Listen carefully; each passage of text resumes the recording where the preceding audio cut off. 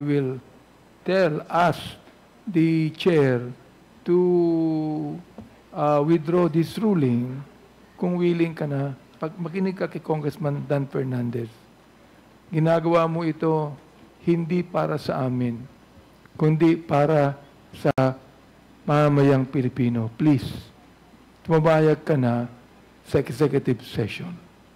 Please.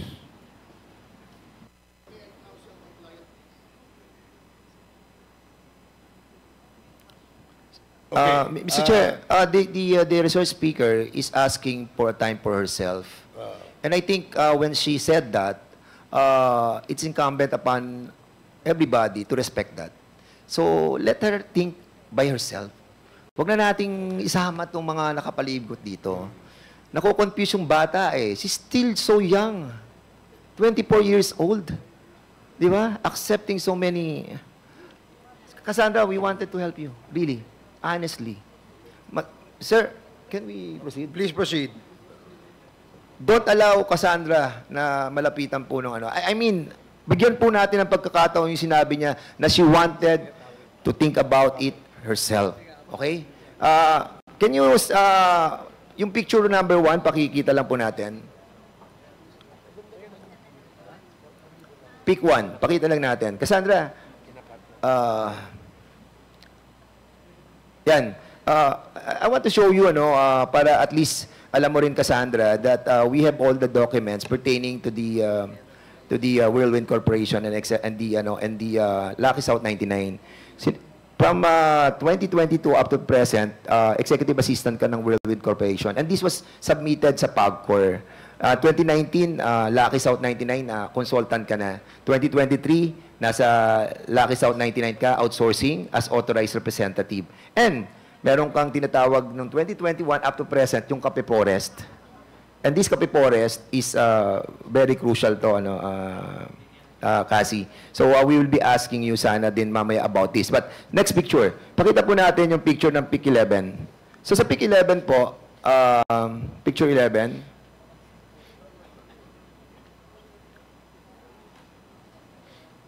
PIC 11.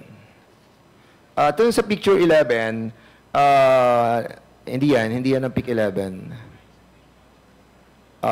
Sa picture 11, meron dito kasi, ayan, yan is your application form mo, kasi you applied sa PAGCOR.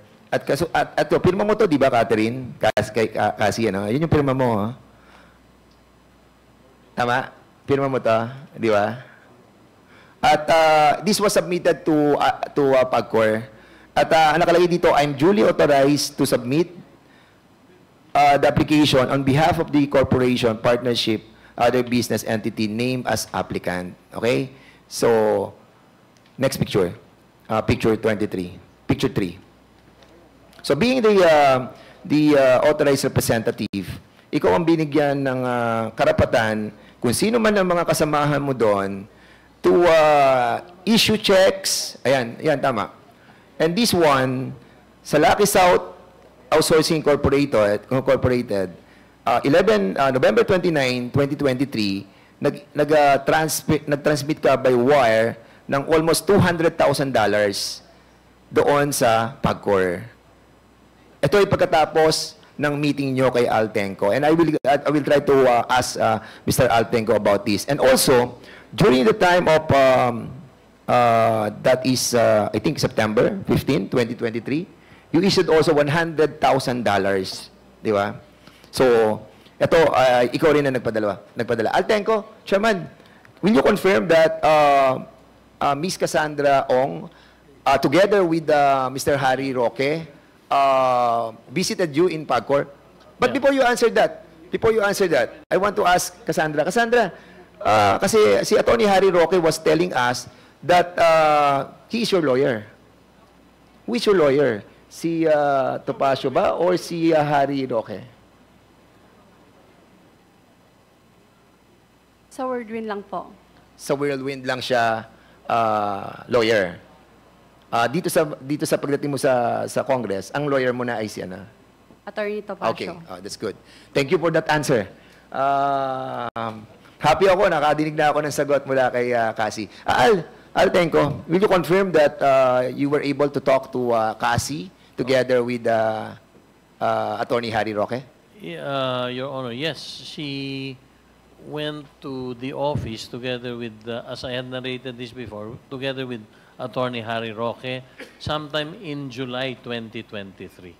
So, noong July 2023, and after that, will you confirm also that she paid the amount that was due to that company, the Lucky South 99?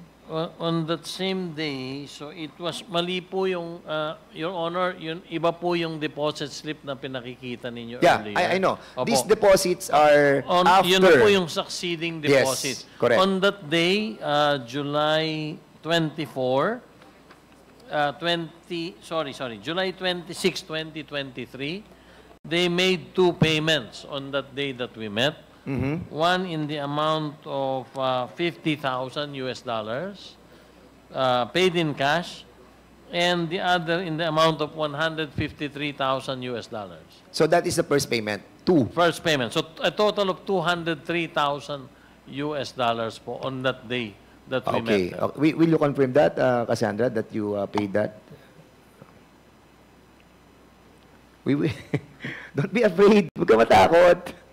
Basta makikooperate ka lang sa kongresong ito. We will not be adverse sa'yo. Pakiulit po.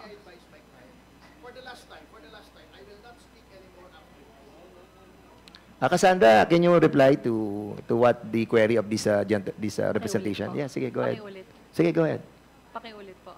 Ha? Pakiulit po. Pareho rin. Pakiulit. Pakiulit. Will you confirm that you were with Al Tenco during that time with Attorney Harry Roque and you paid those amount that he mentioned? Yes po. Yun. Thank you so much.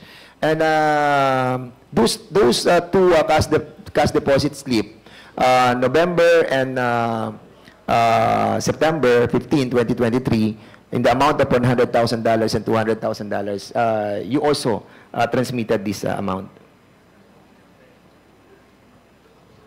Yes po. Ayan. Thank you. Alam mo, makikikooperate naman talaga si Cassie eh. Ang problem lang, the people around, that's the problem that we are encountering. And basically, Cassandra, you are also the beneficial owner of the Whirlwind Corporation. Am I right? Wordwin lang po. Yes, Whirlwind. You are the beneficial owner. And you have like 58% doon sa Whirlwind. So kanina, going back again doon sa sinasabi namin that merong malalaking tao na nakapaligid sa. You want to have an executive session with that? Para at I'm least. still thinking pa po. Ha? I'm still thinking pa po. You're still thinking? Yes po. Thank Okay. you. Sige, punta na lang tayo dun sa Mr. Chairman. Kasi meron dito mga incorporators, sila yung bagong mga directors, mga opisyales ng Lucky South 99 Outsourcing. We were not able to ask them in the last hearing. Andiyan sila Julian Linsangan, sila Chan, and sila Ong.